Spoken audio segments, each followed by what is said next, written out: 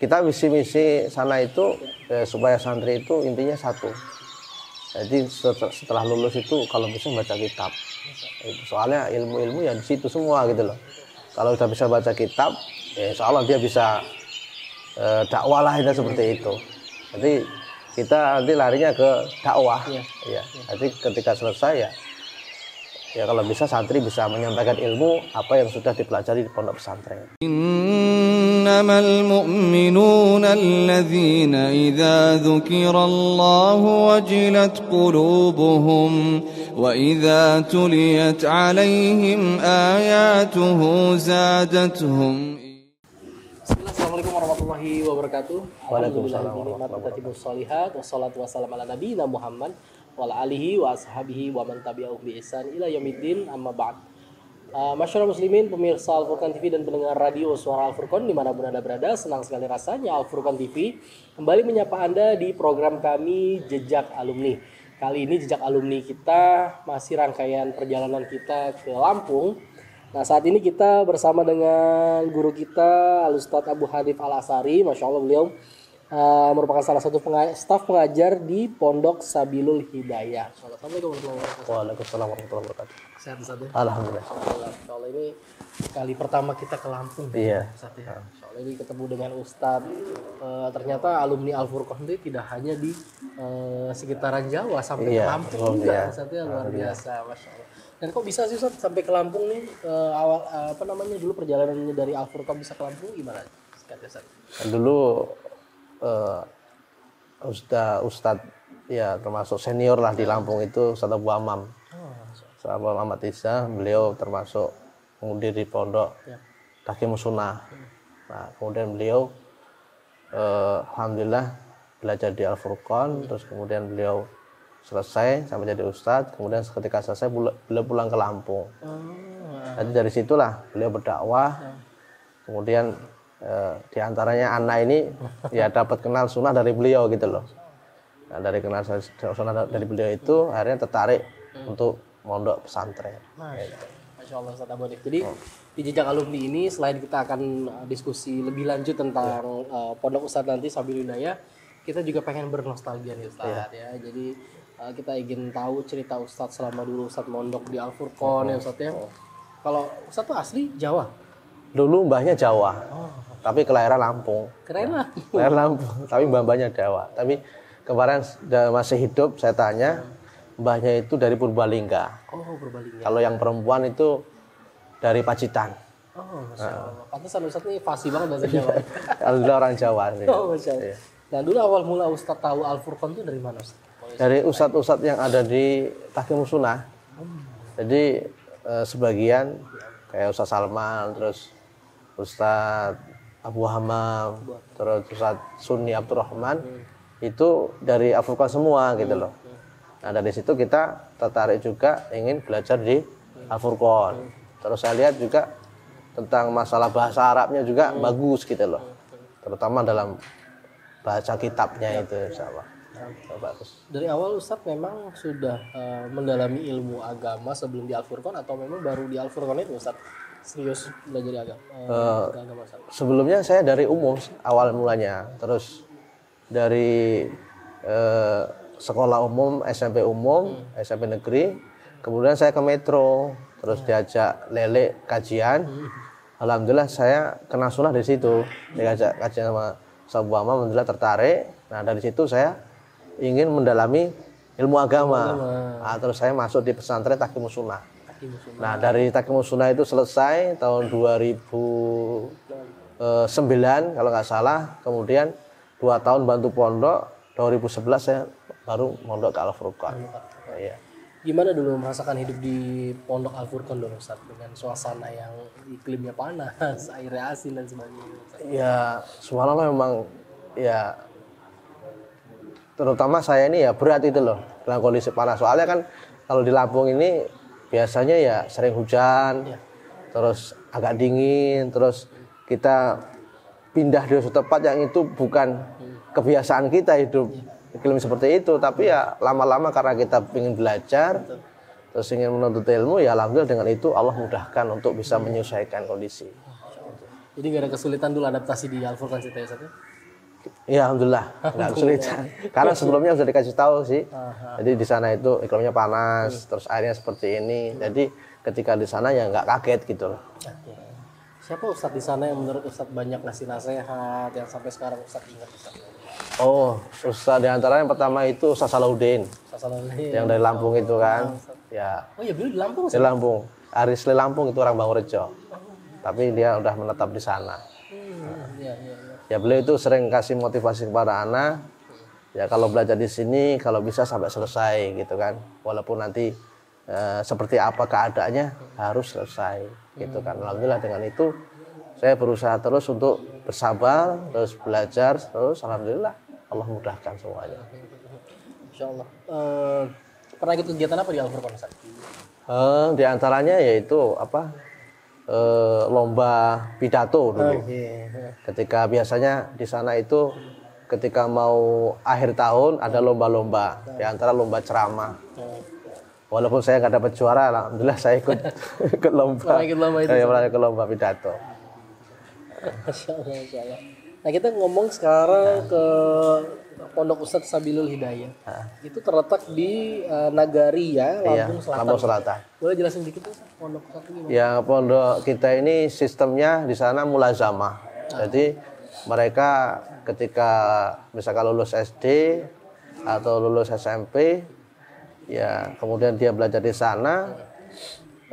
Sistemnya mulazamah itu nggak seperti kelas. Jadi nanti dia ketika setahun di sana, nanti kalau misalkan udah lumayan baca kitabnya terus bisa naik terus.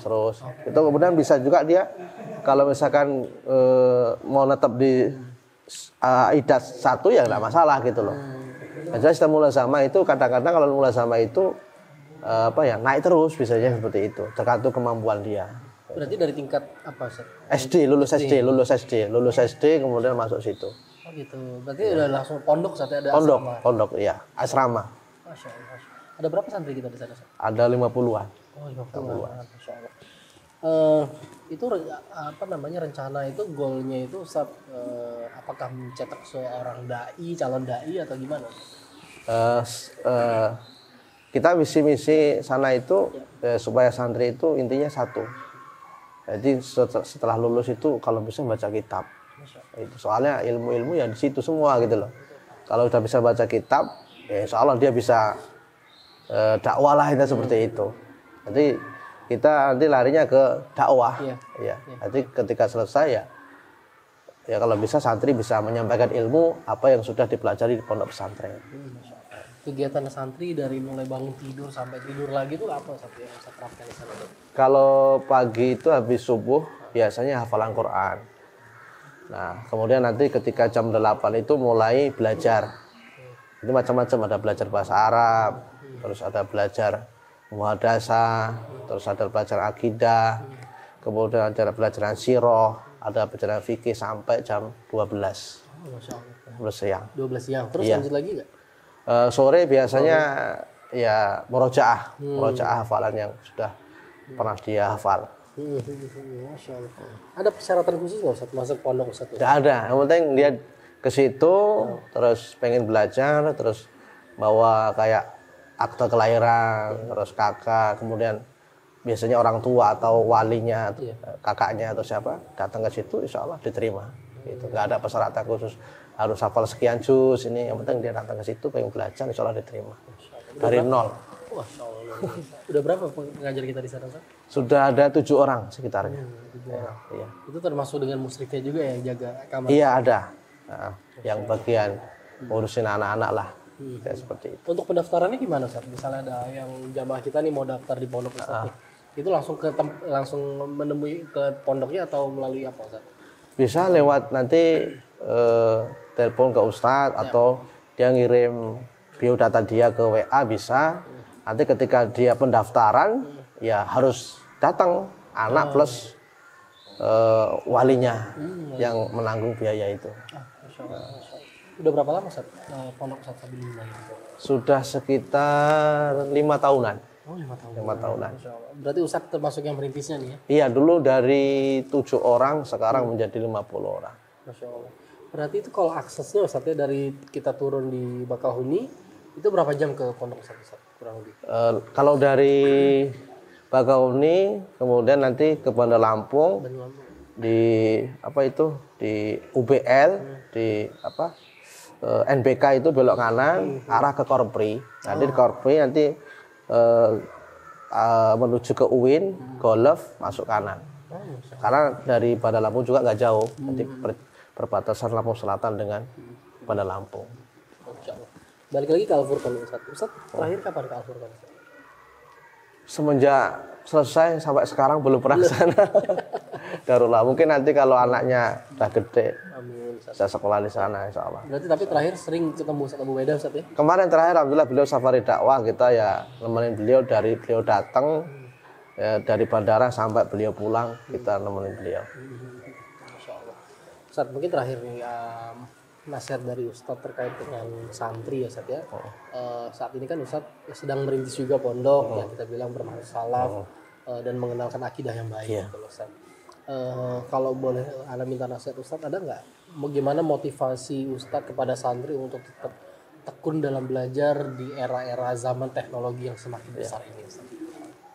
Saya nasihatkan kepada anak pribadi dan para santri dimanapun anak berada, kalau belajar di pondok, nasihat anak ya harus sabar, soalnya di pondok itu ya banyak ujian, kadang sama teman, kadang kondisi tidak memungkinkan, kemudian kadang makannya kurang selera, beda dengan makan di pondok, makan di rumah kan. Kalau di rumah pengen apa aja bisa dikasih, kalau di pondok kan ya ala kadarnya terbatas, itu apa yang dimasakan di pondok itu yang kita makan. Tapi kalau kita bersabar di atas ujian seperti itu, insya Allah Allah Subhanahu Wa Taala mudahkan, karena Allah Subhanahu Wa Taala mengatakan inna ma'al usri yusra. Sesungguhnya setelah kesulitan itu pasti ada kemudahan.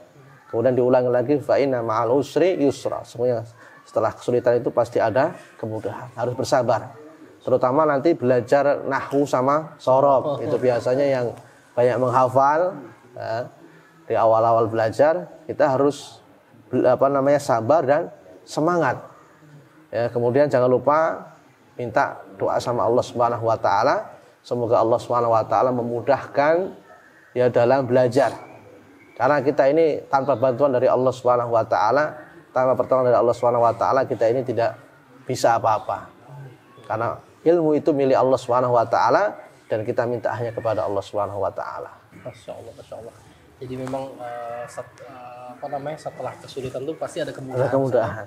Jadi tetap harus berjuang kita. Berjuang dengan apapun kondisinya saat ya.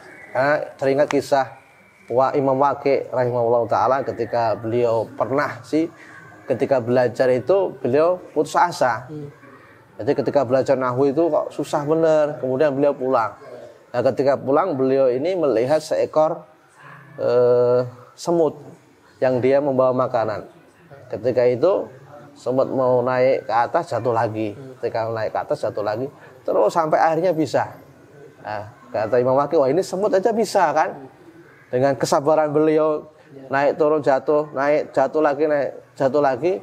Ketika dia belajar semangat, alhamdulillah Allah mudahkan. Malah menjadi ahli nahwu sekarang.